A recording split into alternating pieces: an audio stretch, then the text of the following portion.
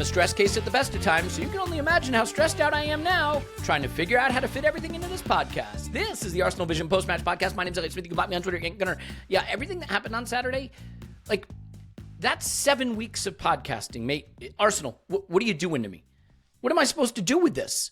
How are we supposed to cover all this? There's a signing, there's an announcement, there's injuries, there's a win, there's goals, there's penalties, there's a brace for Gyokeres, there's a debut for Max. I mean, come on, man. We're only human. There's City looking not great. There's a lot to cover. We'll try to cover all of it.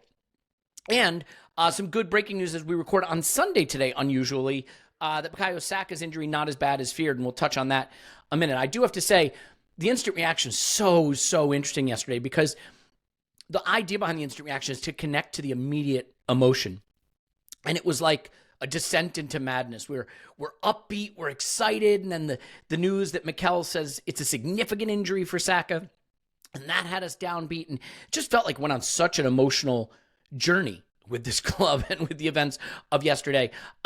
We obviously had Friday Night Clive on Friday. I think we'll probably get another rewatch opportunity this week, maybe sneak in a power rankings this week as well. It might be time to have our first early look at that. So if you want to join us over on Patreon, it's AVP50 is the code, a couple of quid, and you can check it out. You'll have instant reactions at full time of every match, and pretty soon that'll mean every 3 days. So hopefully we as podcasters and they as players are ready for that. But you know who's ready for this? It's Tim. Hello, Tim. Hello there. And Clive. Hello, Clive. Hello. So, all right. I think we start at the beginning of the day and we just try to work through it because that's the only way I can think of making this work. We don't often do chronology, but I think chronological is the way to go. So let's start with the Eze thing. And Clive, I'll just start with you. I wasn't sure the announcement was going to happen. It felt like, are they going to be able to get it done? Mikel Arteta himself said he didn't think they were going to, and at the last minute found out they were going to be able to pull it off.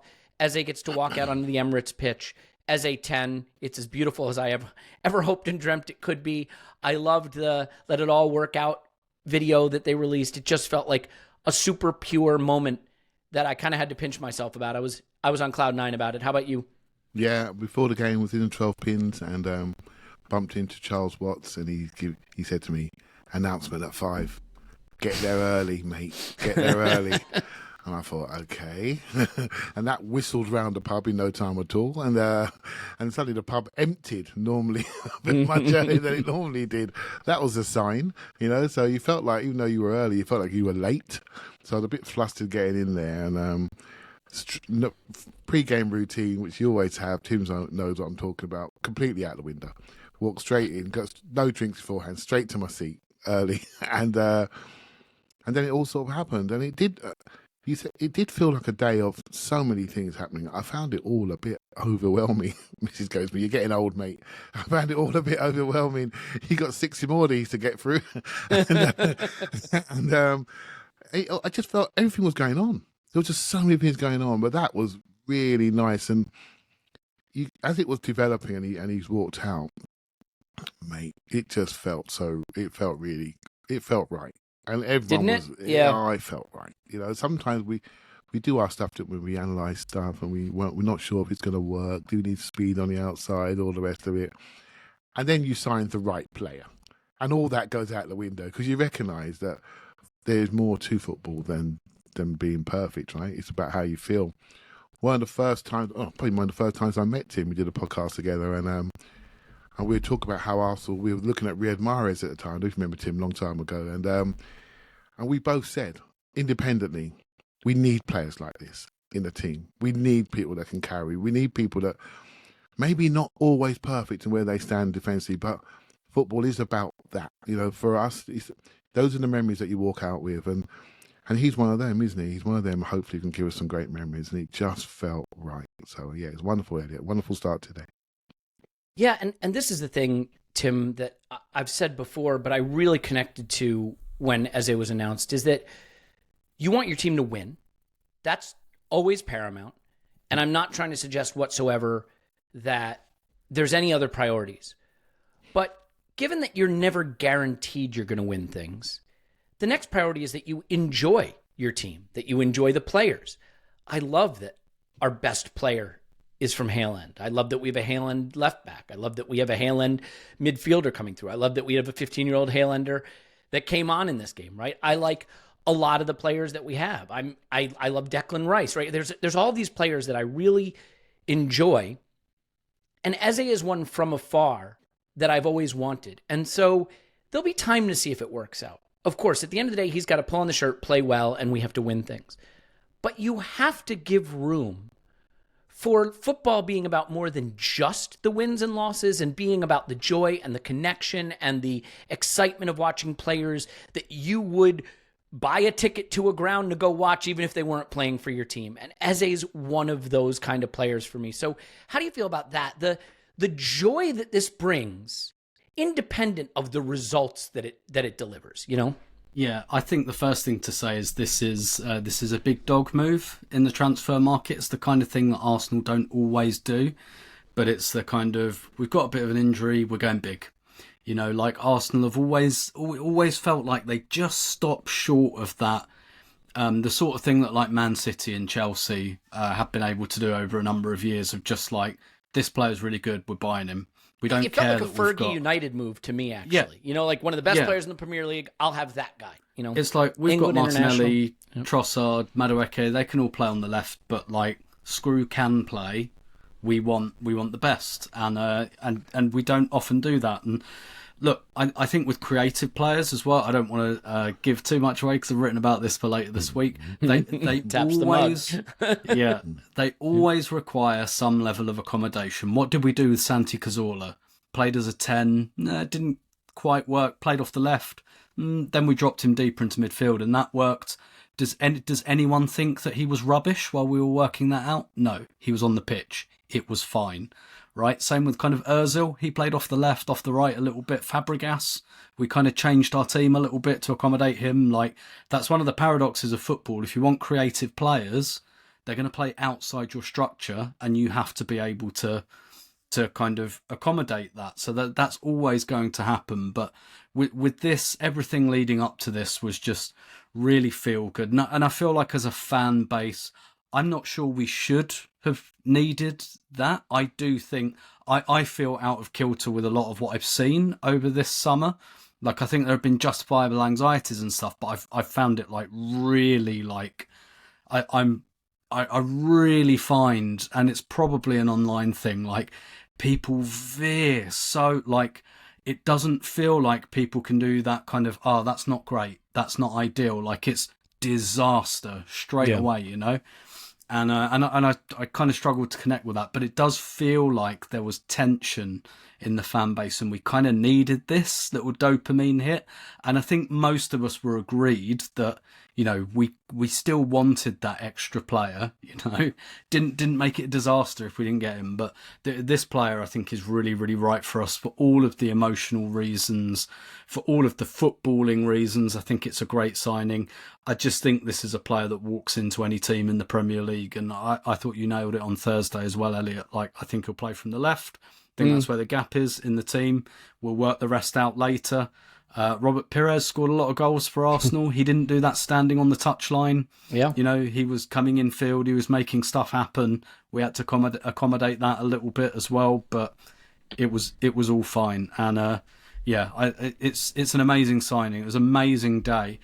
We'll probably go on to this. It did feel like in a couple of different directions there was pressure and expectation in this game, but ultimately, if you want to win the league, you've got to put up with pressure and expectation. So, yeah, it's funny because I remember, you know, when Mikel came to Union Chapel and spoke, we didn't have a lot of advance notice of it, but the one thing that we were kind of made aware of is he didn't want to talk about reflections on the season yet because there was a game the next day, and he wanted to focus squarely on the game, not the transfer market, not the summer, the game in front of him. So I was sort of surprised he even signed off on this in a way, because it did feel like the game was an afterthought because people were so excited about Eze, but it also lifted the crowd, which Mikel spoke about in his post-match comments, which I'll read out later. There's going to be so much time to discuss Eze, and this was such a crowded day of event and emotion that I don't think we need to do much more on Eze right now.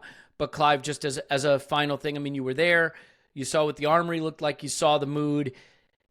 Do you want to maybe contextualize for people the energy this signing has driven?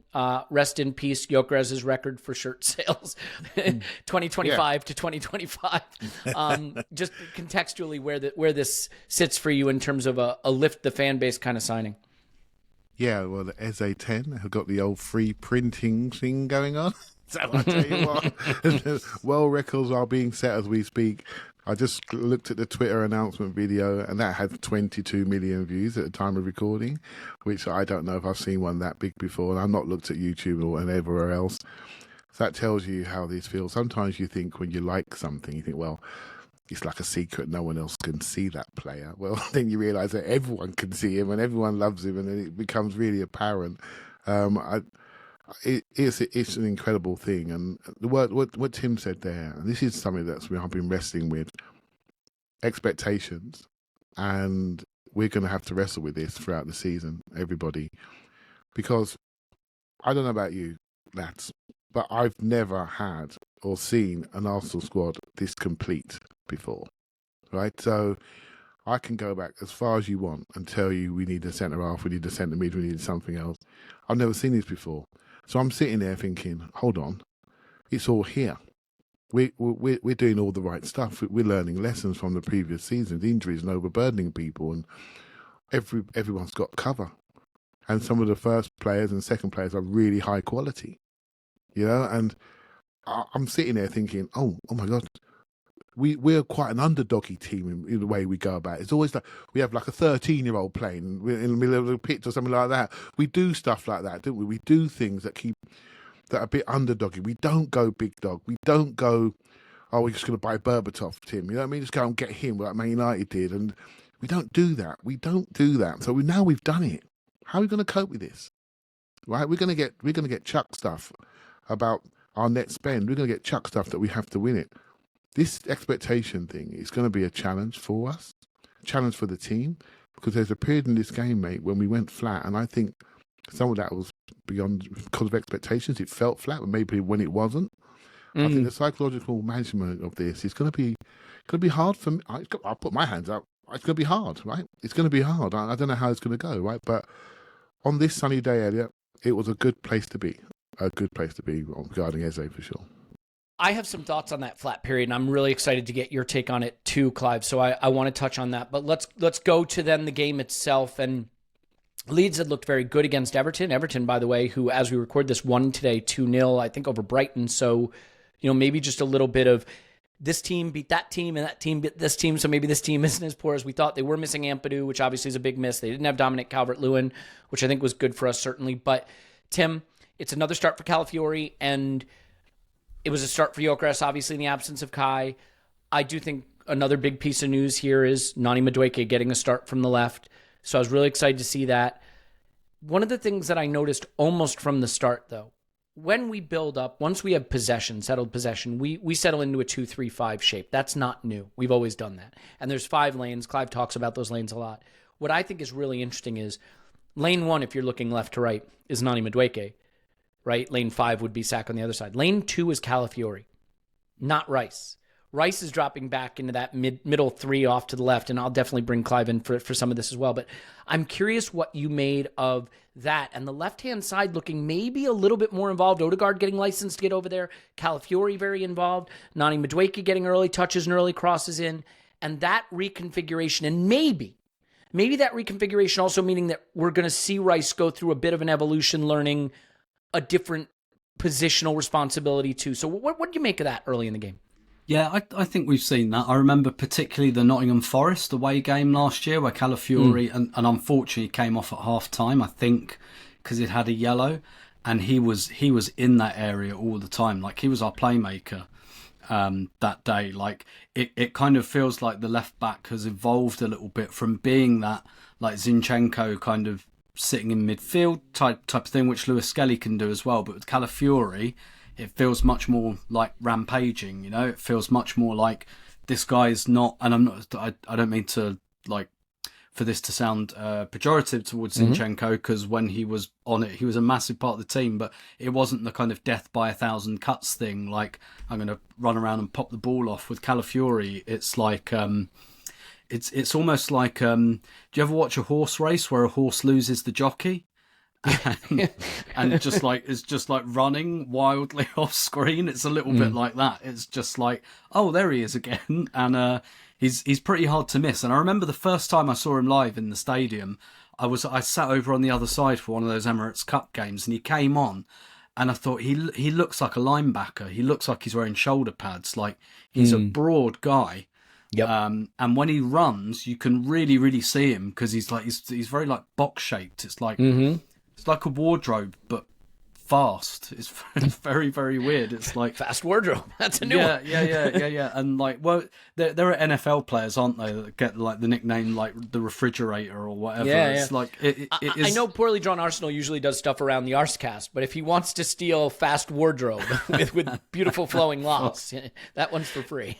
yeah. There is something very equine about it, but and like clearly, I think Arteta really, really wants him in this team and really values what he brings, and particularly in a team that, you know, perhaps had been a little bit staid, a little bit kind of drawing inside the lines, like the Calafiori is where a lot of the chaos comes from. I do think we've got other players now that can do that, and it'd be interesting to see whether, for example, when Eze comes into the team, does Calafiori have to rein that in? Do we let him go? How do those two interrelate? But for the moment, yeah, he's really kind of plundering that half space, that channel, almost like a kind of, much more like a left eight, like a left-sided kind of Odegaard. And he's got that kind of technique, but also that physicality where, you know, if he's running at you, you can't miss it. Like he causes a lot in the eye line, and a bit like Zinchenko in terms of, I'm sure he must have been among the highest touches in the first half, and I'm sure we'll come on to his assist for the goal in the second as well. But another really impressive showing from him, I think. And if he stays fit, I don't think it'll be bad for Miles either. If even just for a couple of months, if you know he becomes more of a kind of I'll come on for the last 20 minutes type of guy. Yeah, it is really crazy seeing Calafiori play Gyokeres in from behind, right? Play him in behind. And when Gyokeres scores his goal, it's Calafiori jumping over it nearly on the goal line. I mean, good luck figuring out where that player is going to be. Clive, it is a bit of a tweak. So I'm curious. I mean, we've got Noni on the left. That's a left footer on the left. We saw him put in some early crosses, get to the byline. We've got a center back, left back type player in the second channel. There were some lulls. Mikel Arteta talked a little bit about adjusting to Gyokeres' style and said, quote, "That will help us to evolve and find other ways of attacking teams and connecting with each other. It's clear where Victor is really dangerous, but he's a superpower.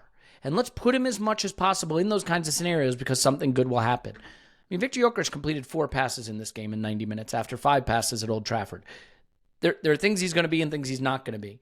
And so it's interesting watching this team evolve style, evolve position. What do you make of that opening third of the game or so and how we felt it out and learned each other?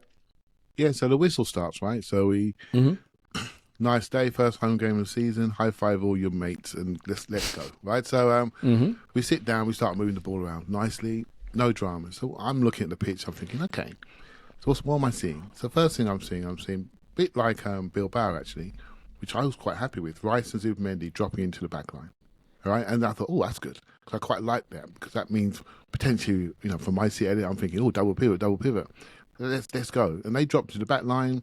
We're moving the ball around. We get control of the game. Then Odegaard comes deep. I'm thinking, yeah, this is great. We now got, but then you start to do your maths. And then you say, oh, we've got 6 people behind the ball. So if you've got 6 people behind the ball, then you got to like say, oh, I mean, we haven't got maybe forward targets. What happens? You start to control the game, but maybe not really push the game. You know, and I think that's the key. We go to wide areas. They get doubled up on. We come back around. So it felt a bit like that, but I don't mind seeing Rice deeper. I generally don't.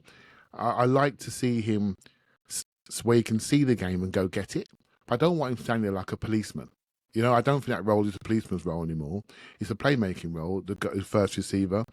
But then the guy next to him has got the ability to travel, to cover over if the other person pushes over. So imagine like a seesaw. One goes up, one goes back. You know, that type of thing.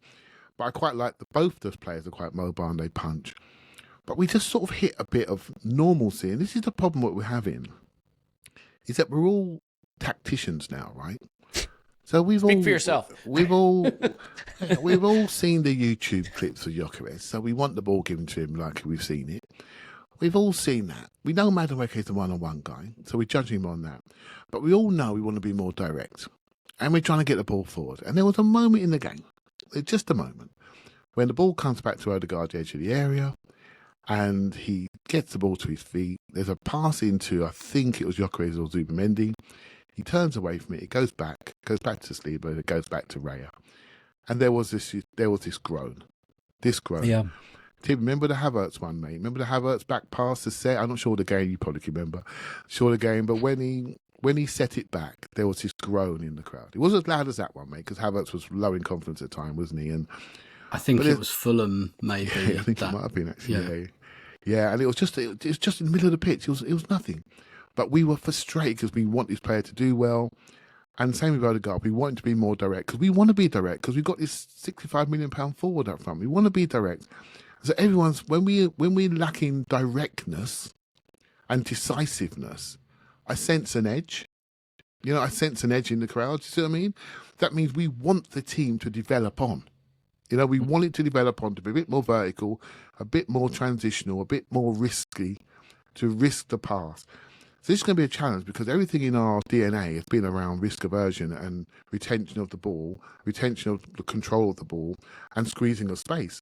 So now we're literally saying, right now, immediately, based on my knowledge, we need to change. Whereas I always feel, for me, you need to take the opportunity that's on offer. If the game requires 15 passes, take it. If the game requires one pass in behind, take it. Don't turn away from the obvious. Just take it. You've got all the tools now. Back to my expectation thing. If you've got Mikel Merino playing centre forward, well, maybe don't spin it in behind. Do you see what I mean? But now you've got someone that can run in behind, so don't turn away from it. Play it. So while we all adjust to the fact that we have got these brilliant players that can do all type of things now, I think we just got to manage that. So yeah, it's a tough one to watch. It's not tough to watch. We have to be patient watching it. We have to be patient while this develops and recognise it's not going to be perfect. Same like Old Trafford, not going to be perfect. Can I just add on, since you're talking about it already, but like the Calafiori pass to Gyokeres, I think the fact that happens so soon after half-time is not a coincidence, because I'm pretty sure that Mikel Arteta, probably, the lads and the analysts, if people know what analysts do during the game, they take clips, and on about 37 minutes or so, one of them will run to the dressing room and start clipping up. And they'll choose 2 or 3 clips. I would wager all of them were Gyokeres ran, you didn't pass. Gyokeres ran, you didn't pass. And 2 minutes into the second half, Calafiori goes, all right, message received, pop. I think that's really significant. Yeah, yeah. I mean, that's exactly what Mikel said, right? It's clear where Victor is really dangerous, but he's a superpower. Let's put him as much as possible in those kinds of scenarios because something good will happen. Because that pass, by the way, it's not even that good a pass. No. I don't mean that negatively. It's just a point. That's a good thing, right? Because it should say to the players, you don't even have to play the perfect pass. Just give them a chance to run at someone and watch what happens.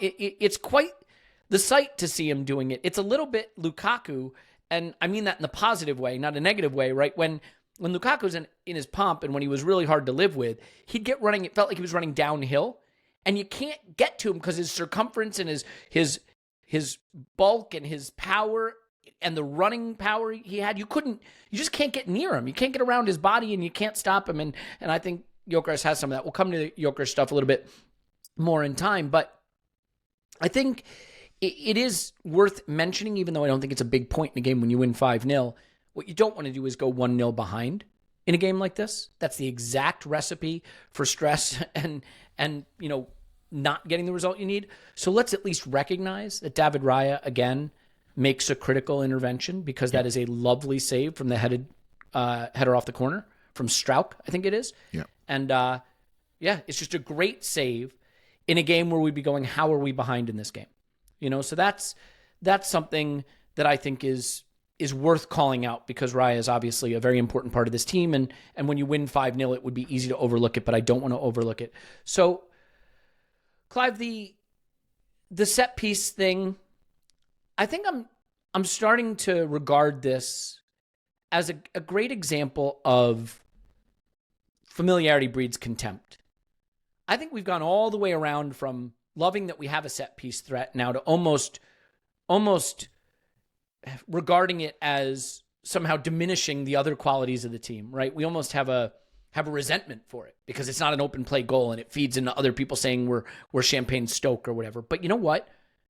I'd much rather us have a set piece threat than constantly be getting monstered on set pieces ourselves. And one thing I really think, because if you remember back, think back to when we used to play those Stoke teams or Sam Allardyce's Bolton, Blackburn, and you'd just watch Almunia flapping at corners and you'd see us getting bullied on long throws. The psychological stress it puts you under, don't put it out for a corner. Don't put it out for, oh gosh, we've got a corner to defend. It's a level of psychological stress and physical bullying that just makes you feel like you're losing the contest, like you're getting monstered. And I don't think we've really appreciated the stress that creates for the opposition when they have to face this relentless, powerful set piece threat we carry. So it's another set piece goal from Timber, who was absolutely sensational on the day with 2 of them. And I'm curious, Clive, if you can help us come back to appreciating the quality of the delivery, the quality of the routine, and the psychological impact of having so much threat from these set pieces. Yeah, the best version of Arteta as Arsenal has probably been that January 24 to end of season, probably. And a lot of those games when we scored loads of goals, we broke the game open with a set piece. And we scored 4s and 5s and 6s. And it's only when you look back and think, crikey, we scored first goal set piece, penalty or free kick or something. Quite a lot. I should have done a number. Sorry, I shouldn't have mentioned without knowing a number, but there's quite a lot. We lived it, right? So, and I do think the first goal is important in a game for us, for any team, but for us in particular, 'cause I think it frees us. In this game, I think the second goal freed us, but I don't see it as bullying.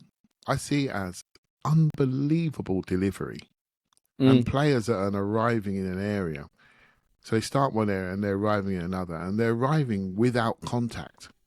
And that's the thing. So when you're marking your zone and you're seeing people running 5-6 yards away, sometimes they have to run on you, right? So you can't block them off early because you're going to get done now for blocking.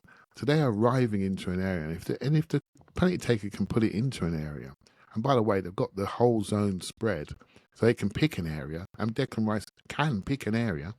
He can go wherever you like, and he's having that commitment to attacking. And there's a couple of players in our team that don't really care about their facial looks, mate. They just attack that ball, and it is a level of commitment. We know at the moment in some of these games, everyone's focused on Gabriel, but it's the other players now around him that are doing the damage, right? So yeah, very important for my heart rate that we get those first goals. I did feel a little bit, I don't know about you guys, but when we score a set piece goal, I like it. Of course I like a goal. Goals, you don't get half a goal, you get a full goal. But a bit of me says, you know what, because I'm a fussy fan, I want open play goal now. Do you see what I mean? I want one of those. Because I don't want everyone saying we're set piece FC, right? So do we just embrace who we are? That we are embracing all facets of the game? Yes. Tim, there was a day, mate, we just put free kicks, we just put the ball down and start again, wouldn't we? Put it down, roll it off, start again. No one even moved. Our whole DNA was, we keep the ball, we pass the ball. We're not going to take long throws and free kicks. We just put it down and start because we trust our ability to play and we think we can outplay you. But for me, respect everything in the game, everything. And we're not the only team doing long throws now. We're not the only team focusing on set pieces because a goal is a goal. If you can get one from a restart where you're organised, it's where coaches can add massive value. And Elliot, you are an American and you know about plays and things like that. Heard it both ways. And plays and, plays that are formed. You watch it all the time in American football. It's the same thing, right? It's a very similar thing. So I'm here for it. Don't care. Let's get one in the Champions League. It is the clearest manifestation of coaching that you get in football in terms of seeing the coaching message delivered on the pitch. So it is a celebration of great coaching, of great execution, of intelligent players, and physical quality. And Tim, that's where I want to go with this next. Because I watched City lose to Spurs. And I think City are a better team than Spurs. Let's be clear about that. But they were physically beaten in that game as I watched it. They lost a lot of second balls. And I know the duels numbers were basically even, but the game isn't just about who actually wins the ball. Physically, they were a bit bullied, especially in the middle of the park. And as I watched Arsenal playing, something that I connected to is we all bring our own football history to the way we watch the game. And my football history is Arsene Wenger. It's beautiful football. It's especially second act Arsene Wenger, right? Little techie midfielders, pinging passes, 1, 2, 3. It's the Jack Wilshere goal against Norwich. That's what I, kind of grew up on as an Arsenal fan. But there are a lot of ways to win football matches. And even if this team has the tech to do that at times, what I realized is you cannot win the physical contest against us and how much that must wear teams down. And to that point, Leeds put up a bit of a fight in the first half, but by the second half, they had 28% possession and 0 shots. They were physically beaten. They were beaten on the corners. They were beaten in the duels, which they lost massively. And so I want to get your take on that. The idea that there's more than one way to have beautiful football, and that beautiful football can be athleticism and physical power that grinds teams to dust. And that's why I think the set pieces are important, because to Clive's point, if you get that first goal, now you can't necessarily sit in. You're caught between a rock and a hard place. And if you come try to compete with us physically, that's when you're really going to get it. And that's, I think, exactly what happened in this game. Yeah, absolutely. Like, set pieces are creative, right? You create stuff just because they don't fit people's definition of that. And also on the set, the set pieces, we got 4, like the whole back 4 can go in it. Like, they're all basically centre backs, right? So it's not just your 2 centre backs that go and attack them. You've got like 4 guys there, like launching themselves at it. But for me, you're right. Like your kind of your footballing education, your background informs a lot of this, and I share a lot of that, Elliot. But also, I don't mind admitting I've still held on to some of the things I really didn't like about the last few years of Arsene Wenger's reign. I probably should let it go, but I haven't yet. I hated that. I hated it. I hated Troy Deeney, coming on as a sub, not doing anything, and then getting to like be really kind of, giving it the big into the camera and they haven't got any cojones. And I hated that. I hated Patrice Evra, like describing us as boys and stuff like that. That stuff bothered me. People having a go at us for scoring set pieces. Not only does it not bother me, I love it. I really, really enjoy it. And that's another part of where perhaps my football heritage comes into it. Because I also grew up on George Graham's Arsenal. And I love, like, people hated the 1-0 to the Arsenal thing, and I loved it. You'd just sit back and you'd laugh and you'd just go, you're fuming, and I absolutely love it. And it's exactly the same with the set pieces. Like, I know, right? So many neutrals would have been watching that game yesterday and they've been going, oh, Arsenal don't look that good. It all looks a bit slow and stodgy. And oh, bloody hell, they've scored a set piece. And you're just like, yeah, exactly. And you're just like, yeah, that really annoys you, doesn't it? It's great.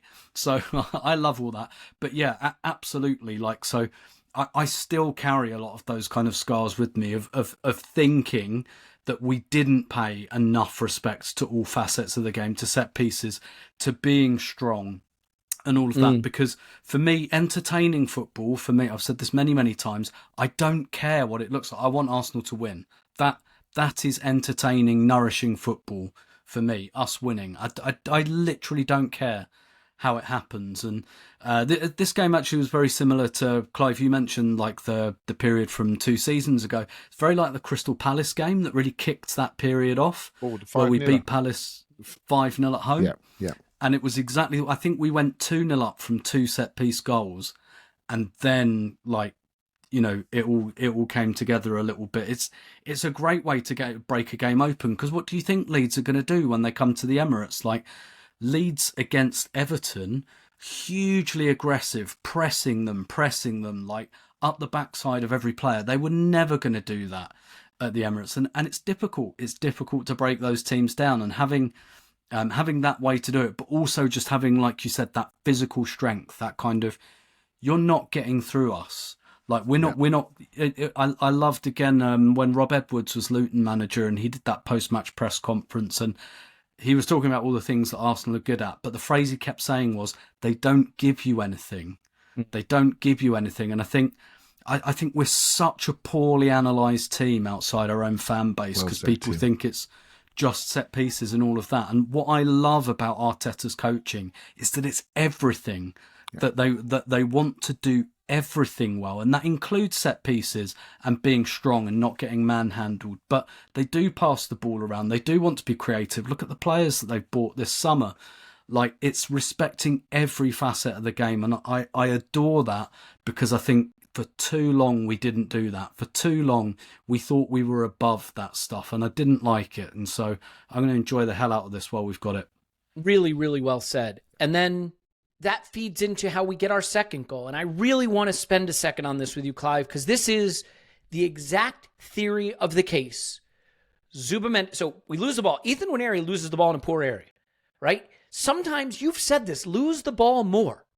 Because what happens? Rice turns on the jets, pressurizes the ball. Zubamendi's in just the right place. When he intercepts, does he turn around and go back to the defense or take 2 touches? No. First time to Timber, first time to Saka, slammed in the back of the net. That's exactly what we've been talking about. Can you turn high turnovers into shots and goals? And how do you do it? You do it with Zubamendi giving the ball quicker. You do it with faster delivery. And this, Clive, hang this goal in the Louvre, because if we do more of this, we're going to score a hell of a lot of goals, because the press is good. Can we do what we need to when the ball is turned over? And I love this goal as the exact validation of what we were talking about that Zubamendi might add, that we need to add this season. Do you see it the same way? Yeah, absolutely. I can't get Tim's beautiful words of we are analysed really poorly outside of Arsenal, and I think it affects how we Arsenal people look at the game. I really do, and we have to embrace who we are. I say it again, we really do. But in this situation, to score when people are disorganised is the key, isn't it? And that's it. And you have to counter press people. That first 3 seconds, what do? Declan Rice could smell we were in a bit of transition danger, and he just ran back, mate, and stole that before they knew what was happening. So they lost their wallet there, and it's just straight into the right hand side, and we're in, and he lifts it like he did against Everton. Remember the Everton goal? He lifted it, roofed it, top of the net, and we're good. And I 2-0. I was getting a burger at that point, so I missed that one. 2-0. Norm, I was a bit hungry. My pre-match routine was ruined, right? So I think the Leeds keeper would have been better off getting a burger at that point. I normally don't leave, because normally when I leave for half time we concede, but I thought this time I'm starving. If I don't get something to eat, it's going to be in trouble. And so I missed it, but I saw it live and I heard Adrian Clark talking about it. So yeah, disorganised defences, how can we get to it? So this is the behaviours that we're seeing. So it's okay being vertical. Don't just be vertical for vertical's sake. When we turn the ball over, what's your behaviours? What's your first 3 passes? Are they backwards, or are they looking for that forward opportunity? And we're seeing more of that, right? But sometimes it's not on. But in this case, it was on. And I thought the weight of pass on Timber was really, really good. You know, and he was great. He was just great. Yeah, all right, mate, he's a top player. I don't care. You know, from LA, Elliot, I realised that he was going to play for Arsenal, and there's no one getting in his way. And the big debate this week, Clive, is going to be is he going to be locking down Salah or not? But we'll have time to talk about that. So anyway, keep going. Sorry, he's playing. We can all say that, right? He's playing, and we all want him to play, and that tells you how he's doing. Right, he's a very determined player, and he had a great game. Right, he got a 10 out of 10 sofa score. That's fantastic, isn't it? So, so yeah, it's what we do. Disorganised defences. Can we take them? Sometimes you might have to give the ball away to get it back. And I think that's going to be the evolution. And that is where I think some players need to realise, actually, it's okay. Let's go. If they're there, let's play it. You never know what could happen, you know? And that will take out the horseshoe criticism that we've suffered in the previous weeks, shall we say. Yeah. And, it's Bukayo Saka again, just bursts away, scores the goal. I mean, he looked great. He looked like he was ready to tear Leeds apart. I thought we were a little more left-sided early on in the game, and then when the ball finds its way to Saka, of course, he scores the goal. He's the guy to make the game feel safe and go on to be a 5-star performance, 5-star day. Well, we're going to have to talk injuries. We're going to have to talk the Odegaard and Saka injuries. Unfortunately, the good news is it sounds like we don't have to be as down in the dumps about either of them, which is great. But I do want to talk Odegaard and Ethan Nwaneri in particular. I think there's a lot of individual performances in this game. Those I want to talk about. Gyokeres, obviously. Noni Madueke. obviously Max Dowman's debut. So there's a lot to get to. And because there's so much to get to, you could argue I've already let you down by going 40 minutes without telling you about brands. You could make that argument. But I would hope that you'd have just a little bit of grace and understanding that I'm caught up in the emotion of a big day, but I am not going to let you down. And the first thing I'm going to do is tell you how you can watch those videos. When you click on it, I watched Match Reviews of the Day show last night. I actually thought they did some good analysis of us and good analysis of Gyokeres opportunities. But you know what? Geo-locked. No, it's not. With NordVPN, you can watch those videos that say not available in your area. So when you want to watch the videos that are not available in your area, when you want to watch streaming services that are not available in your area, when you want to watch the football that's not available in your area, all you have to do is click a button and browse where you want to browse, and you put Nord on your iPad, your iPhone, your Mac, your PC, your Android tablet. Makes no difference. You click where you want to browse. You browse there. It also has threat protection. And you are getting a phenomenal offer from NordVPN, from us. A big discount off your Nord plan and 4 months on top. And there's 30-day risk-free trial, which means like if you're like, oh, you know what, I used it and now I don't need it anymore, you can just cancel it, activate it again later. Do what you want to do. The important thing is you got to give it a try so you can watch all the best stuff and be protected. NordVPN.com/ArsenalVision, NordVPN.com/ArsenalVision, NordVPN.com/ArsenalVision. Do it now. And this is a paid advertisement for BetterHelp. Is that what I'm supposed to say? This is an advertisement from BetterHelp. This is a paid advertisement from BetterHelp. This show is sponsored by BetterHelp. There. They can't accuse me of not saying it now. I said all three of them. Look, therapy is important. It's that simple. My wife and I went out last night celebrating our anniversary, which is actually coming up in a few days, but this was the day we could get away. So we had a really lovely time together. And we spent some time just reconnecting about our past, a time that we weren't together in life, and talking about times that we both used therapy to get through things that were going on in our life. And just realizing that everybody I know and care about at one point or another has made the choice to use therapy as a way to get through something they're going through. Now, my wife is going through much harder things than I have, and I love her and incredibly impressed by her resilience and the way she's managed to develop and is such a wonderful person with some of the hardships she went through. But I know that therapy was part of that process. She sat in a room with a therapist. I sat in a room with a therapist. That's the way we did it back then. But I know there are those of you who can't get in a car and drive there, don't have the resources to do it, have childcare issues with that. My mom, who's in her 80s, therapy has been important for her whole life. She can't drive anymore. So BetterHelp is a way to get access to therapy. And if you want access to therapy, and that's the way you can access it, then by all means do it, because it is such a healthy part of a healthy life. Okay, with over 5,000 therapists in the UK, BetterHelp is the world's largest online therapy platform, having served over 5 million people globally. Okay? BetterHelp can provide access to mental health professionals with diverse variety of expertise. Talk it out with BetterHelp. Our listeners get 10% off their first month at betterhelp.com/vision. That's BetterHelp, HELP.com/vision. Do it now. And finally, if you want to sell things online, you need a great e-commerce site that tells you how to handle taxes and how to handle shipping and how to handle cart optimization and checkout processes. You know what? I don't want to know any of that. How do I sell it on TikTok? How do I sell it on Instagram? Because today you can't sell your products if they're not there. And I don't want to know about any of that either. I just want to know about my products that I make that are great, describe them, put pictures up, and sell them, so that people who love my products can buy them.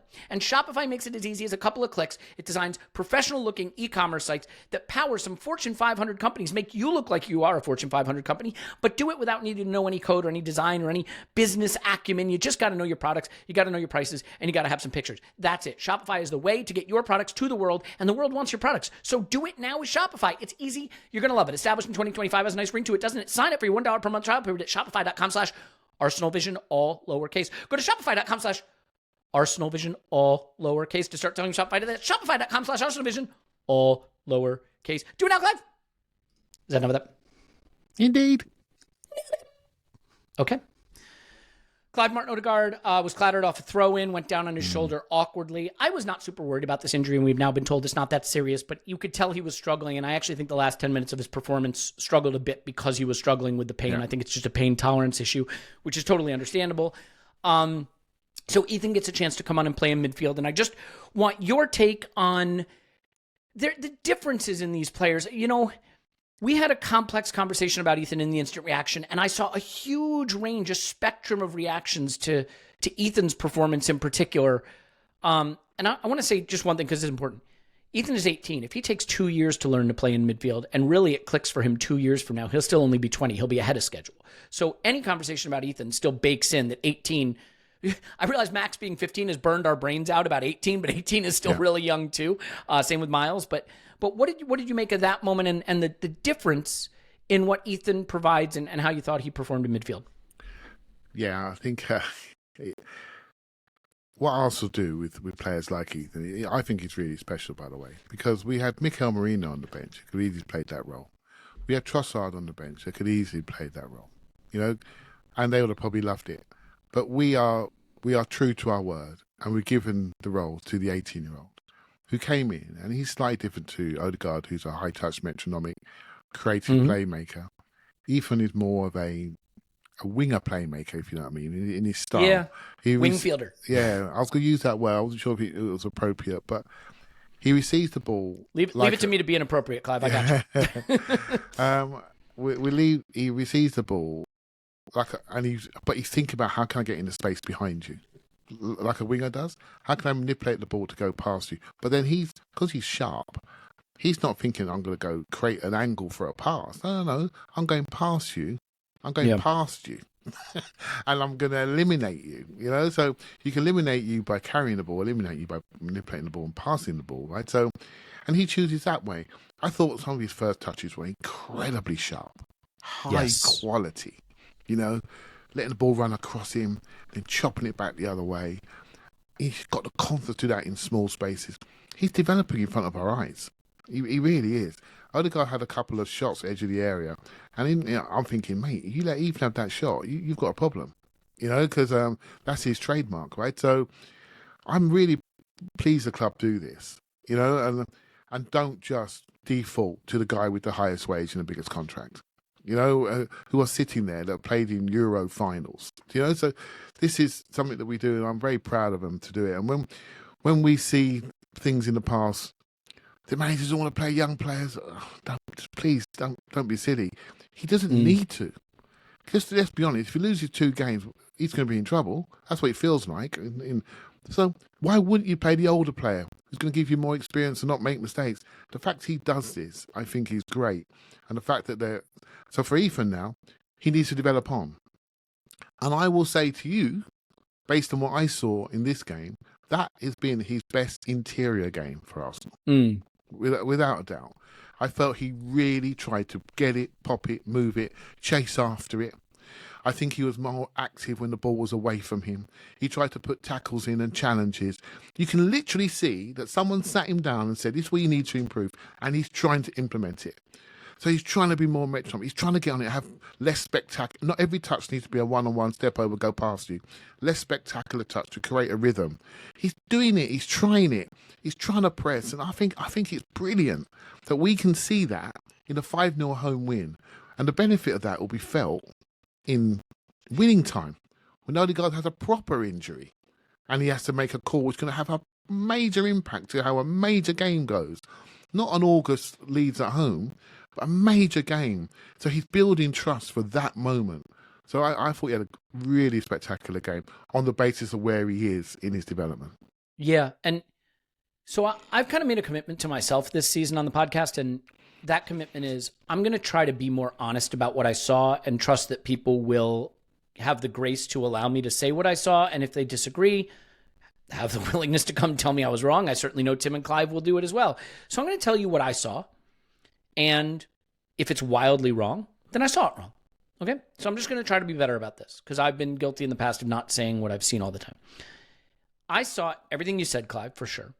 I still see a player that in that position has one big step in his development left that will take him to the absolute top of the game, and I think that is just understanding that in certain zones of the pitch, you can't take everybody on and beat everybody. You've learning to release the pass earlier, learning to play the easy available pass, that the ball moves faster than you can. I still think there's a bit of that. Obviously, the one that everybody will stand out with is when Max was out on the right, he had tons of room, and Ethan sort of carried it through the middle and off to the left-hand side and just ran it into trouble and lost it. We saw Odegaard, by the way, do something very similar at Old Trafford, so this is not unique to Ethan. There was the one where we scored the goal. The funny thing is I have much less problem with this. The goal we scored, Saka's goal, he carries it into the middle and gets trapped and loses it, kind of twirls around and loses it. But he collapsed 3 defenders to him. And as Clive has said, sometimes losing the ball that way can unstructure the defense. We win it back. We now have space to attack. But I think if you look even at just some of the numbers, obviously, right? Because Odegaard played like 38 minutes and Ethan played all the minutes after that. And if you look at the way Odegaard played the position, 5 final third entries, 6 progressive passes, Ethan in double the minutes, 1 final third entry, 3 progressive passes. He completed just 5 passes more than Odegaard. He did so many good things. I think where Ethan goes from an exciting young talent to one of the elite interior players is when that balance of carry the ball, beat a man, give the ball, make the pass, when that sorts itself out, I think that's where we will see it really go to the next level. So Tim, am I maybe, do you have a difference of perspective on me? What do you think? And then Clive, of course, I'll let you, I know you have a difference of perspective, Clive, I get it. But like I said, I'm going to be better this season about not being scared to say what I saw. And then we can have a good conversation about why that may not be the case. So what about you, Tim? Yeah. I definitely saw all those things. I think he came out of this with a 100% passing completion. You know what's interesting? Because FOTMob had 100%, had 26 of 26. FB Ref has 26 of 27. But anyway you look at it, it's still very good. Which I mean, and I take some maturity from that. Usually I'm not sure I'd want like a creative player to have 100% passing. Kevin De Bruyne was like a 75% passer for his career, right? Because he's playing those line-splitting passes all the time. Yeah. Exactly. But I think that kind of probably showed intelligence in the moment, coming in and thinking, well, actually, I've got to adjust to this. So, I think all the things you said are right, but at the same time, I think there's signs that he's conscious of that. And a lot of that will just be because at youth football, and this, by the way, the more we see of Max Dowman, this is going to happen, right? Because what Max Dowman, I mean, he's 15 for God's sake, but he's in that sweet spot. It's kind of weird because he's in that sweet spot where people kind of don't know him, but also I think there's this psychological thing that for his opponents where it's like, oh my God, this guy's 15 and he might humiliate me. And can I really clatter him when he's 15? He's 15. That, in a couple of months, people are going to decide, yep, I can clatter him. That's what I'm going to do. Yeah. And like Ethan doesn't get any of that treatment because I think we've seen in the last few months, physically, he's starting to really fill out. And that maybe that's why we didn't see him that much at the end of last season. Like he's grown a bit more. I think so that, a lot of it for him will be at youth level, he will have been used to, I can go around 4 players, so I'm going to keep doing that. Whereas, I do think there are kind of signs he's learning. Also, like when he was in the team last season, he was pretty much our best attacking player because of the injuries. So even though he's coming for Odegaard here, and there's a wider thing here about like we really have attacking depth now, because even when Saka and Odegaard come off and Eze's up in the stands sitting next to the directors, Martinelli can't even get on, right? So there's and he's playing next to, like, Ethan's playing in our proper team basically, whereas last season when he was playing, he was our Hail Mary. It was, we've got Raheem Sterling and a dream, basically. So what we need you to do is every time you get the ball, we need you to do something with it. Whereas it's like, okay, this is much more, this is the team. Like Declan Rice is here. Gyokeres is up front. Madueke is over there. Like Trossard's here. Like you're okay in this team. So I don't disagree with you, but at the same time, I felt that there was some maturity in this performance. And I think the other great thing about this, by the way, having him as this kind of interior, he's very different to Odegaard, and I think that's great. Like there is something a bit like he doesn't need to go and try and be Odegaard. That's not who he is. No. And that will be really valuable for us, because to Clive's point, there might be a game like, instead of keeping Odegaard on until like the medics have to go and drag him off, maybe 70 minutes, it's 1-1 or something, and we go, do you know what? Should we get the slightly stockier, slightly more physical, I'm going to get the ball out my feet, take people on and have a go at goal guy here? Like, I think he's developing into a really nice option for us, separate from his own development. You know what's amazing about this? An 18-year-old academy player came on and played an hour in a Premier League game in central midfield, and Mikel didn't get a single question about him in the post-match presser. That tells you something. He's just an Arsenal player. 2 18-year-olds and a 15-year-old for the last half an hour. What are we doing? I mean, and like Saka came off. People need to take a step back. We're living through an absolute golden age. So before we let Tim go, Clive, I do want you to come back on this just quickly, because I know you have maybe a slightly different perspective on what I saw. No, not really. I just we're watching a player develop, right? So what we shouldn't do is then immediately compare him to 25-year-old Martin Odegaard on 250 grand a week, and then compare his numbers to him. I don't think we should do that. He's a young player that's just played. I don't know how many times he's played in the interior for Arsenal. Not very many. And I think that's his best interior game. He's had better games for Arsenal on the wing, more spectacular games, and scored goals from travelling from out to in. But for an interior game, to win 3 ground duels, that's the stuff I'm looking at. To have 40-plus touches, he disappeared from games in the interior. Did Mikel pay you to say that, Clive? No.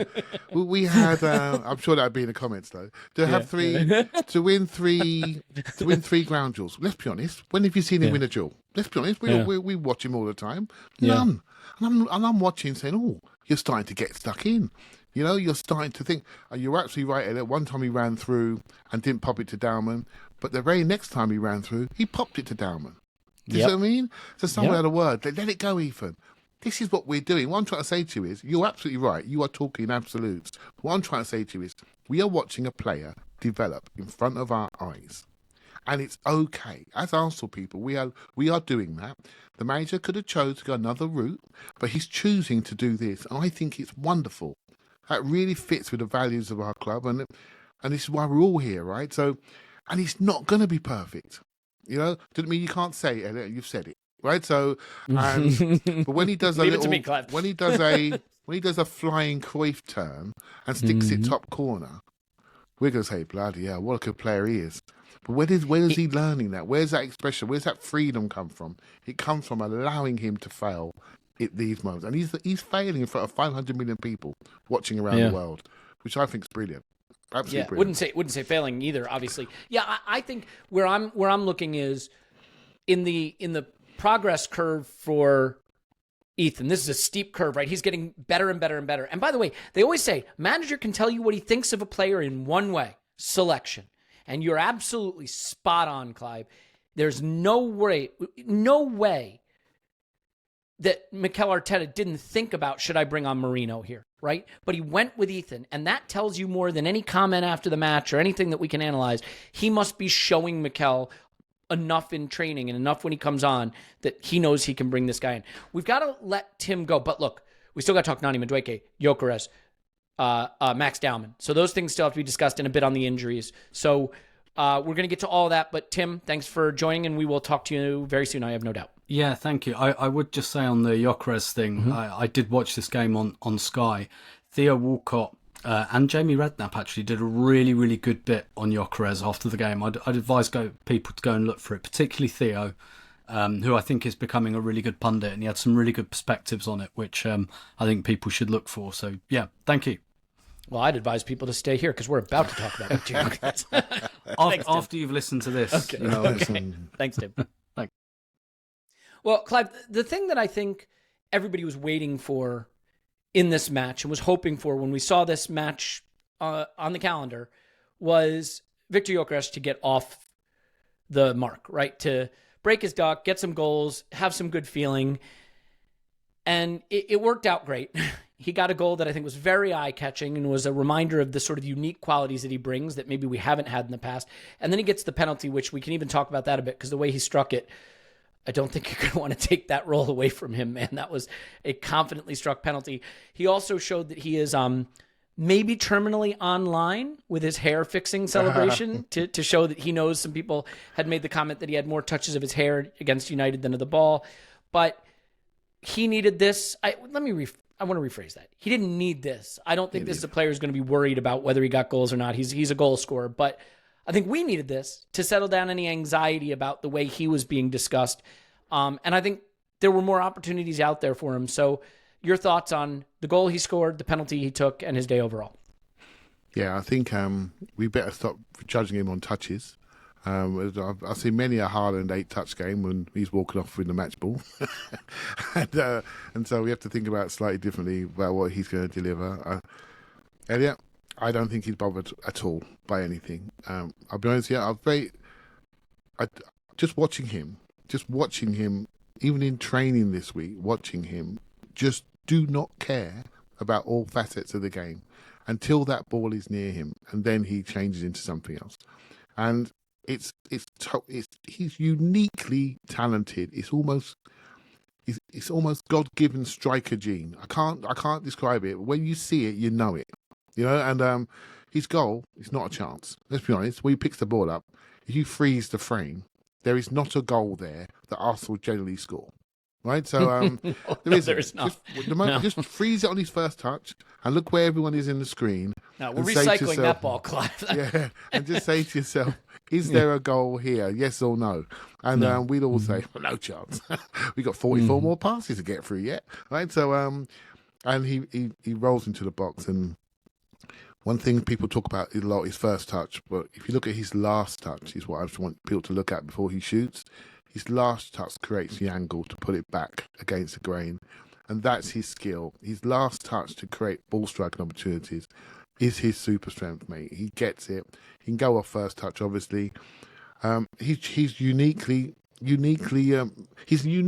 psychologically profiled to be that person that doesn't care about everything and cares about one thing, and that is getting to the ball first. When he gets there, having a picture to get his shot off, to get into position to get his headers off, whatever it requires to score a goal, he's got that thing. And we haven't had that thing for many, many years, probably since Ian Wright. Really, because Aubameyang was more aesthetic. He was a floater, right? He was a runner. He was very, very quick. He'd get onto things. But that he wasn't a core scorer. He was a really lovely, pacey player that could score due to his physical attributes. This guy is a killer. He's quick, but he's not a ballet dancer. He's just a killer. Left foot, right foot, poke it. The one he missed.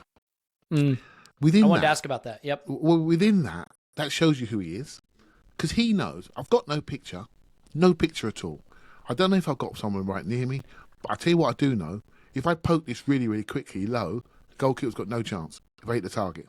So within that miss, because we can all see the space he had, within that miss, it tells you his psychology. I've got to get to it and poke it towards goal straight away, And so there are misses, and it looked bad, he hadn't scored yet, but if he does that when he's got 15 goals in his bin, we'd all just say, well, that's what he does. He's trying to score. But when he hadn't scored yet, people probably got a bit tense that moment. And then when he did score, everyone around me went, wow. And it was like, wow about that. And on the penalty, it's at my end, his goals. On the penalty, mate, well, if you'd have tried to get a bet on before that penalty was taken, they wouldn't have accepted it. Do you know what I mean? Just the way he lined up. You knew where it was going, didn't you? I don't want to mention his name, but he's got a bit of Harry Kane about him when it comes to ball striking. He has. And whether we thought about Harry Kane in the past, he's at Bayern Munich now, and just rattling out hat tricks. Yeah.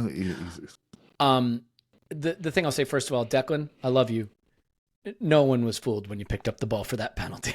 It wasn't even a moment's thought that you were going to take that, even though I'm sure he would have struck it beautifully. It's great. It's the kind of penalty that it doesn't matter if the keeper guesses right or not. He does not care which way the keeper's going. He's putting it into the net, and the keeper's going with it if that's what's required. For the miss, it looks bad because we know with the camera angles that he's got time. But I actually like your point, which is he is trying to make the most immediate involvement to get the ball towards the goal, not aware that he has more time. And I think that's one of those things that can always look bad. Anytime a player has more time than they think and they don't score, it always looks bad because you're like, why don't you take an extra touch there? Yeah. But sometimes you see players take time to say time. You shout time. You know what I mean? Because it was a deflection towards him, wasn't it? It's a tackle, basically, wasn't it? From Zubimendi. Yeah, it was Zubimendi. Yep. And if he wasn't quite in the circumference, so he took the early shot. And I really like that, to be honest. Because that shows, to beat these keepers now, you've got to take early shots or disguise it. Because they're all brilliant, right? So I quite like that miss. Even though it looked a bit embarrassing. Two things I love about the goal. One is, to your point, Arsenal just need to get more goals from situations where a goal isn't the obvious outcome. Yeah. You know what I mean? Like, where it's not the perfect situation to score a goal. And he's going to create goals that come from situations where it doesn't feel like there's a goal-scoring threat. Yeah. The other thing I like about it is there was this sort of narrative before we signed him. And by the way, when I say narrative, I don't mean negatively. I mean, I think it's fair analysis, which is, look at these goals he's scoring in Portugal. He can't do this against Premier League opposition. And this looked like the kind of goal he would have scored in Portugal, where he just sort of bullies defenders and they can't get around his circumference, and he slams it into the back of the net running through a couple of defenders. And I realize it's bottom of the league defenders, but it's still Premier League defenders that he's bullying. So, yeah. Oh, sorry, man. I thought you stopped. No, go ahead, please. I think as he rolled down the side, he gets into his running really, really quickly, which means that the double team didn't quite get back in, did he? Didn't get back in. So there was a gap there, and he took it. If he doesn't attack that ball, if he doesn't attack it at speed and get into the box, and now he's in the box, Elliot. Once he's in the box and he's running down the hill, they've got a problem, haven't they? Anything they do, if they wave a leg, he's gonna get a penalty because of the pace he's attacking the area. Do you see what I mean? So they half freeze. That gives him the gap. He goes through the gap, extra pokes through the gap, and then chops it back. I liked it. As soon as I saw him shoulder delete, I thought he'd be fine in the Premier League. You know, and now it's about him getting fitter and sharper. And one of his real strengths is 90-minute sprinting, and he's not fit yet. So this game, towards the end of the game, he was kept on the pitch but he wasn't fit yet. He wasn't fit, but he needed the 90. Do you see what I mean? He needs to say, "I've done a 90 now," and he's put that in the bank, and he'll be fitter next week again. You know, where we're going to need him, right? So yeah, he needs to be fitter to run even better centre-backs around, to really push them and stress them. But you can't ignore him, mate. You can't ignore him. He's going to score goals for us, a lot of goals. And we better this is not what we're used to. We've added 3 attackers to our front line, right? We spent money on them. We've added 3 attackers to our front line. And so my eyes are open. My mind is open to what we're going to see. These are our passing targets. These are people we need to give the ball to. And at this moment in time, how else we're going to play is not fully clear to me, and I don't care. And we just got to let it wash over us and see what we can do, because we've all wanted change. We've all wanted to see a evolution in attack. And now we've got some people that have got such strong primary games. They're going to bring that naturally. It's about how we adapt to them and how they have to adapt to us and what we do and our principles. So, mate, it's really exciting, Elliot. It really is. And it was a good day for my prediction of his season outcome, I have to admit. Yeah, it might have been the slightest nerves I had after the opening day. So some of the narrative that's going around, I thought, have I humiliated myself? Look, there's still a lot of time to go, but it's a good day for that. I think it's really good. Really good. Always paramount in my mind. So Saka goes off injured. We don't have to get as deep into this now as I was worried. And this is the thing. Everybody has their triggers. Clive, I was pretty down after the game. On a day when we announced Eze, won 5-0, got a brace from our new striker, got a debut from our 15-year-old. I was pretty down. Yeah. Injuries are the trigger for me. And I think the reason is, all I want for this team and for Mikel and for these players is that they get to go out and show whether they are good enough to achieve the things they can achieve. I just want them to get a chance to see that. And I want that for no one more than I want that for Bukayo Saka. The heart and soul of this team, the star of this team, the star man of this team, and the player who I think is poised to go, he's already at the top of the game, but to the very top of the game. And so it's not just injury, it's an injury to this player. And it's a hamstring injury when we saw what that did to his season last season. And it's the scars of last season where I felt we never got to even have a go at the season because it was robbed from us before we could get there. And so for me, I confess I may have overindulged in my own sorrow at full time, but we can only react how we react. And it's funny, I saw some people were with me just miserable about the injuries, and some people are like, why are you focusing on the injuries? It's a beautiful day. I'm curious how it hit you. And now we are getting news, again, I want to emphasize this, that it is not as bad as feared, that it's potentially mild, a few weeks. Great news. It would obviously be a shame to miss him for Anfield, but when we talk about Noni Madueke in a moment, we can talk about that as well. But this was the kind of thing that I just in my mind, I was thinking, not again, please. And again, because we had just lost Kai and Odegaard had come off and Ben White's not fit. And it just felt like, here we go again. So a relief to get some good news, but how do you feel about that news, and just about maybe also in that news, realizing how much stronger we are as a group this season to deal with it? Yeah, as you're walking out, it did affect me too, Elliot. I was worried my eye was going to be a bit flat, right? So, because I just can't believe, before we get to match day 3, we have 5 senior pros potentially out. Yeah. You know, and we don't know the Saka Odegaard stuff. It'll no doubt come out in a week where they are, and we'll be scanning training pictures, right? So see what happens. But it didn't feel right. You know, when you see the club trying to do the right thing, if you don't like certain people they've bought, that's your prerogative, right? Yeah. But we bought 7 players that cover all the gaps, right? So, and we spent over £200 million. So we're trying to do the right thing. Within that, you just hope for a little bit of luck. You hope for a bit of luck to say that we can go to these grounds with our best face. You know, we're not playing Liverpool at home without Saliba, and then lose Gabriel during the game, lose Timber during the game, and we get a draw. But we know we got a chance to beat them. You know, if we're able to, and we're not able to. I want it for the players really that are really so committed to what we're trying to do. Excuse me, and the manager so committed to what we're trying to do, and basically everything. It felt like I was walking out. Why can't we just get a home win and just walk out of a home win without losing something, without giving something up before a Liverpool game? Hopefully the news is a lot better. It may not be so dramatic, but it did affect my train journey home, to be honest with you. And it shouldn't do. So we bring out a new number 10. It's 5-0. The sun's out. I see loads of people that I haven't seen for ages. Have a fantastic day, and yet all I'm thinking about is injury, and that's because of the scars of last year where we weren't able to show our best face. And people have to realise, you know, if you lose, I heard something on TV today. If Arsenal lose Saka and Odegaard in one game, that's basically last year. It would have been season over. Right, so this year we went, we're going to play Noni Madueke maybe on the right and Eze on the left and Gyokeres up front, right? And it's like, so we're not fully traumatised. We just want to have everyone available so we can show our best face, right? That's where I am with it. But Sunday today, as we're recording, and it feels a bit better than it did late last night. Yeah, I mean, this is why everybody knew where we had to go into the market, because if we lose Saka, Odegaard, and Kai, which is what we've lost. Now, granted, we may not have lost Odegaard and Saka at all or for much. So we'll find out. Sigh of relief, but follow through my point here. That's basically how last season got destroyed. Right there. Yeah. This season, you say, Eze, Gyokeres, and Noni. No, I'm not going to sit here and pretend that any of those players are necessarily as good as the ones we've lost, but they're players that can keep us at the level. So it's massive that we have that. And that's one of the bright spots of the day for me, Clive. I thought Noni on the left had an encouraging, if not fantastic, performance. Yeah. When he moved to the right, I thought he looked really sharp and really good. And one thing, again, that occurs to me is if we want to go to Anfield and test those weak, wide defensive areas, with Noni on the right, Martinelli on the left, and Gyokeres through the middle, that's a lot of running power to stretch that game and really test them. So I was very encouraged by Madueke, who I thought had, like I said, encouraging off the left and very, very good off the right. I'm curious if you saw it the same way. Yep. Although I think Eze will be playing next week, mate, to be honest.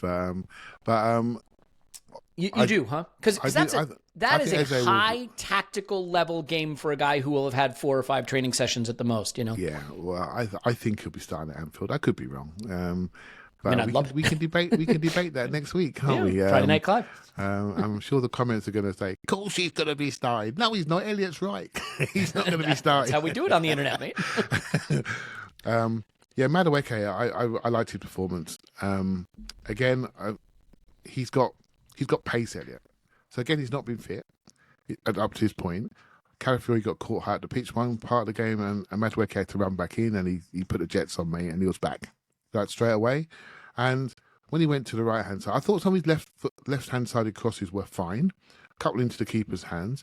But once he keeps doing it, gets to drop his shoulder and whips it, people are going to start moving to the near post, aren't they? Because they fancy the goal bonus, right? So they'll start getting in front of their defenders. And so we just need to work out what he's going to do there. And I quite like the fact that he can hold that side defensively and he can run in behind. When he went into the right-hand side, then all the bag of tricks came out, didn't they? All the moves came out. Everything felt more natural for him. And he's a strong boy. He's quick. You know, he's got amazing acceleration. He's a problem, mate. He's a problem for people.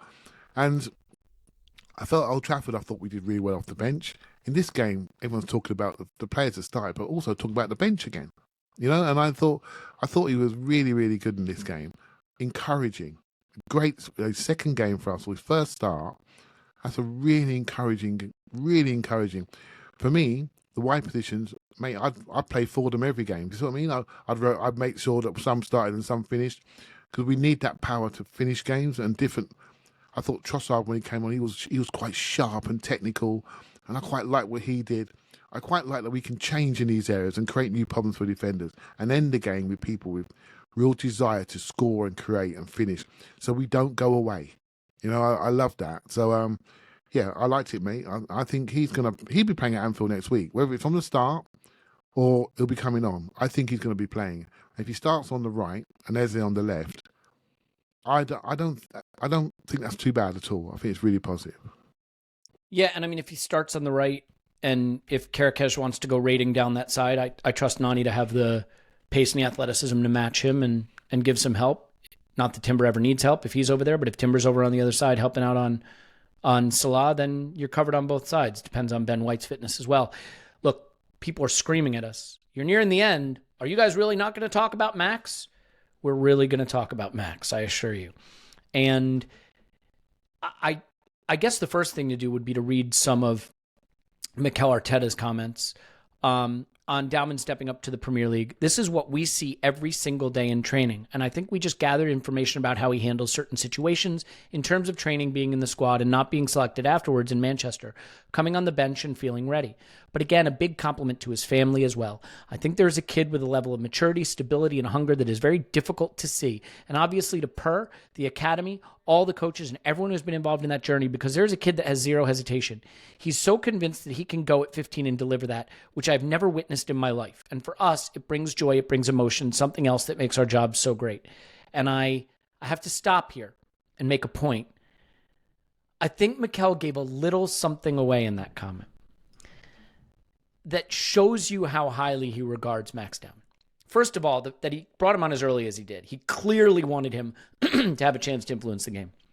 But I'm going to read it again. He's so convinced that he can go at 15 and deliver that, which I have never witnessed in my life. This is the same manager that gave Ethan his debut at 15. And he's saying, I've never witnessed this in my life. So Clive, he's given just a little bit away on how highly he regards this guy. But Pete, let's not take it as a slight. That's not my point. My point is, this is a player that has a very unique ceiling to him. And to come on the Premier League at 15 with 30 minutes to play, taking on seasoned professionals, beating them, winning fouls, winning penalties, 2 shots, his personality, his talent, it's exciting, and I want to know from you how we're meant to contain this, because it's going to be very hard to contain. Yeah, it's impossible not to see what's in front of you, and this is generational stuff. Don't compare him to anything. Mm-hmm. You know, the first time I saw him was last summer.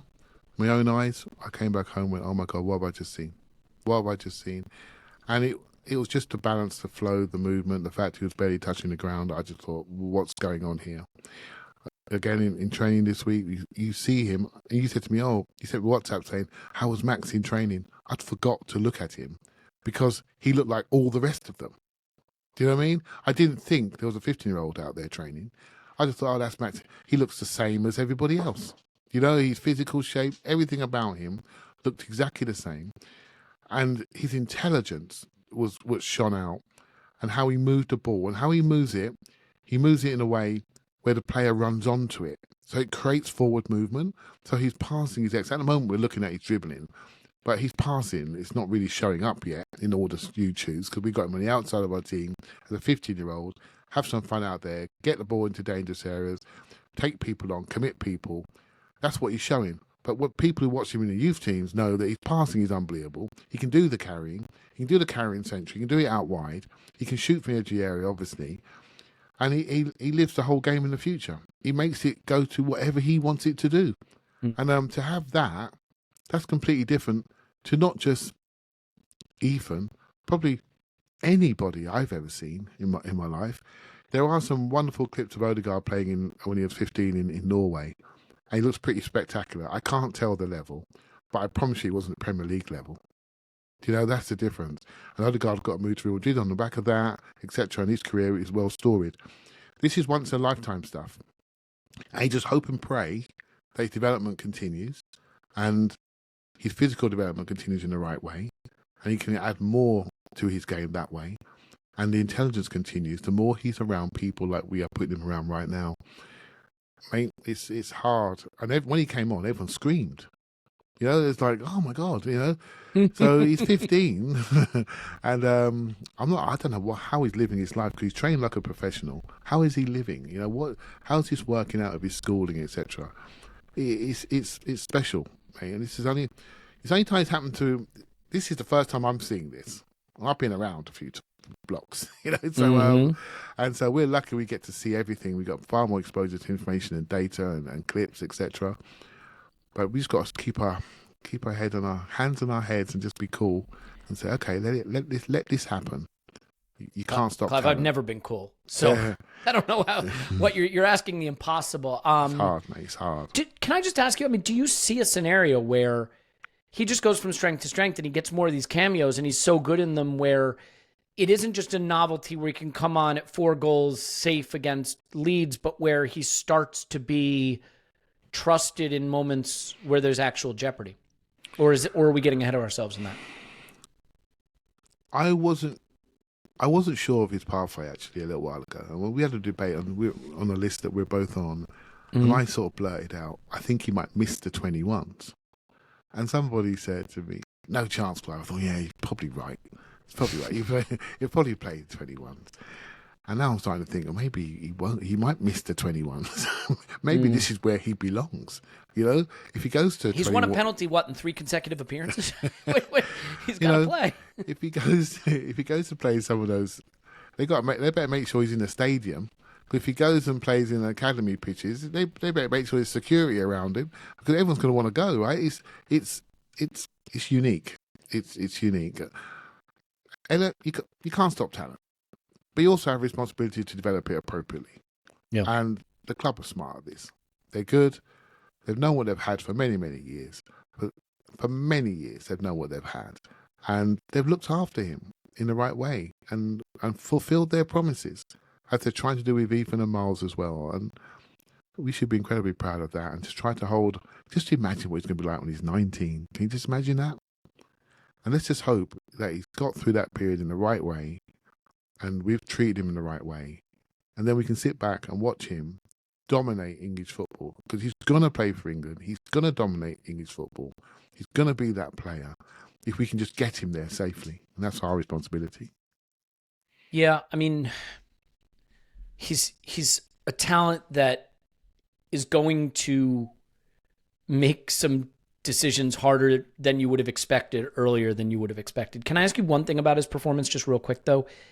When I saw him in preseason, the thing that impressed me so much is he effortlessly influenced games while also feeling like he wasn't trying too hard. He was fitting into the group. He wanted to be in the group.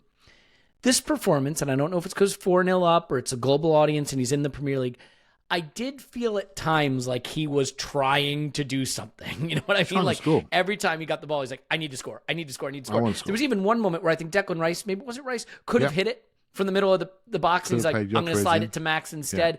Yeah. Did you feel that there was maybe a little too much of the like, we got to get Max a goal? We don't the right.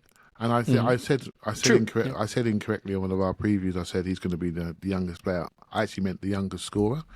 And that's the Premier League should be he could be the youngest scorer. And that's what they were going for, right? So Ethan's the youngest Premier League player. But he'd be the youngest scorer, you know? And so... Yeah. And by the way, the youngest Arsenal scorer is Theo at, I want to say 16 years and 200 some odd days. So he's still got plenty of time if he wants to be the youngest Arsenal scorer. And I think that was on his mind. But who cares? Don't care. The fact he's out there, we can enjoy it. And we can enjoy the... I mean, the shot he had, trust me, that's a 7 out of 10 chance for him, you know, and he's got that in his locker. He's probably disappointed he didn't hit it on target, you know, and so he had a couple of shots, didn't he? The one that went across the defender just blocked out the near side of the goal, but the one from the edge of the area, he's got that in his locker. So the volley, he's coming, right? So I'm just trying to sit back and enjoy it and hope he gets there and hope he is what we all think he's going to be. Jeremy Redknapp spoke very well on him. He obviously knows him from a long time ago. He probably knows people around him. And he spoke very well on him. And he literally said, there is no risk here. There is no risk. And I think he said something. He's going to be one of the best England players of all time, which I was like, all right, let's be careful. There is no risk here, you know. You know, I saw him at 14 playing against players that I used to coach, and I walked away thinking, I've never played the game in my life. I was never a footballer, because that's a footballer, and what I was doing was recreation. Do you know what I mean? It's unbelievable. My biggest fear with Max, the only fear I have with Max, is that he grows 6 more inches. I don't know if he can stay this good if he's 7 feet tall. Well, like, we need to stop the growth on that guy. He's the right height. I did sort of hear one of his old coaches say he's projected to get to around 6'2", based on his parents' height, etc. Again, this is not me talking, it's someone else. And they think he's going to be like a Saka player. That's the style of player he is. You take that. You take Kaká someone that flows through the midfield, carries it effortlessly, and 1-2 slots in top corner. That type of player. We can handle that. Elliot, do you think you like that? Or do you want? You know what he could do if he's starting to get too tall? If he wants to loan me the height so that he doesn't outgrow his own football career, that'd be fine. I think there's no need to preview Liverpool now. Liverpool have not played yet as of us recording this. And I do have to say, you want to talk about just a little bit of luck? Liverpool, they have to go to a pretty hostile place on a Monday, so 2 days less rest, get kicked to pieces by a club that absolutely hates their guts right now. That's going to be a cage match. And whether they win it or not, they're going to be 2 days less rested and a lot more bruised. They're going to have a much harder day than we had. Now, granted, we lost 2 players to injury, so just typical day at the office for Arsenal. But you get my point. So that's a bit of luck. I'll say this just without needing analysis on it. I think it is interesting in a 5-0 that there were no minutes for Martinelli. Now, the irony is, like I said, I could see him turning around and starting against Liverpool, where he's been quite effective. So we'll just have to see. But the squad is big. You want to hear my thoughts now, Elliot? Mm-hmm. Yeah, why not? Because, and by the way, this is just a little hunch I have. I'll share it with just you. Just me. I think we are trying to define our selling strategy. And what does it look like? So we don't really know yet in the Berta regime what we look like selling-wise, but we're about to find out. I'm looking at this and I'm wondering, is Martinelli going to fit? That's how I feel today. I'm not sure that's going to look silly in a couple of days' time, but that's how I feel. And maybe the extra player coming in is going to, I think, play on the left-hand side. Maybe a message to somebody say, maybe, you know what? This may not be for me if I want to play. I may have to go and find. And sometimes the way other teams do it, they load up the squad. And so other people say, you know what, maybe those offers that are coming my way, I won't turn them down. I'll accept them because my time's going to be limited here. And that's just the nature. And it's up to the club whether they accept it or not. I'm just wondering, because I think with Madueke playing left, and he's a pace option, right? So Trossard can also play left. Eze can also play left. It's just a lot. Do you know what I mean? It's a lot there. And the value is in him, the balance books. It's not in Trossard. The value is in Martinelli. But if there's no offers, there's no shame in keeping a 23-year-old player that's done wonders for us, that works both ways, gone a bit flat at the moment, but was part of our Old Trafford win, and we don't win without him, right? So I'm just trying to add up the sums here. We can go either way on this. But it'd be interesting to see in the next couple of weeks what are we going to be like when it comes to selling? How do we move people? Because we're looking at the squad, and not everyone can stay. So what does this mean for some of those players? Yeah, it's kind of funny because you have a weird situation happening in Brazil where you got a Rodrigo who can't get on the pitch and isn't liked by the current Brazil manager from all accounts, and then you got a Martinelli whose position at his club is sort of questionable right now in terms of playing time, and they're kind of battling it out for a Brazil place. So I'd be curious to see if one of them takes a move away from where they currently are so they can play more and maybe move themselves up that pecking order. That'll be an interesting little subplot there. Look, we've got the Liverpool game tomorrow to all watch and enjoy, or today as you're listening to this. We've got maybe a rewatch, but maybe a power rankings. We'll figure out whether we're going to do rewatch, power rankings. We'll have Friday Night Clive on Friday with main pod on Thursday. Would love to have you over on Patreon if you want to be there, and or the Apple subscription. You get access to everything, and it's AVP50 is the code to get 50% off. A couple of quid, and you can give it a try, or just stay here. We're just happy to have you here, and I think the best thing, the thing I love about this so much, is just that we have such an interesting season ahead of us. But there's this little voice in my head that says if we can avoid major disaster, major injury tests, things like that. The league is there for us. It really is there for us. It really feels like it is. And I'm getting pretty damn excited about this season. And the Eze thing, well, I haven't had a shirt with a name and a number on the back in many years, but I've ordered that one. So, had to be done. Thank you, everybody. If you want to leave us a 5-star review, by the way, look, whatever review, the most honest review you want to give is fine. What I understand is those reviews help other people find the pod. That's how like Spotify and Apple promote the pod, and then it gets boosted up from that. So if you want to give us one, we'd love to have it. But we're just happy you're here. Clive, always a pleasure, my man. I'm sure I'll talk to you many times this week. Thank you very much. My name's Elliot Smith. We love you. And we will talk to you after Arsenal 10, Liverpool 0.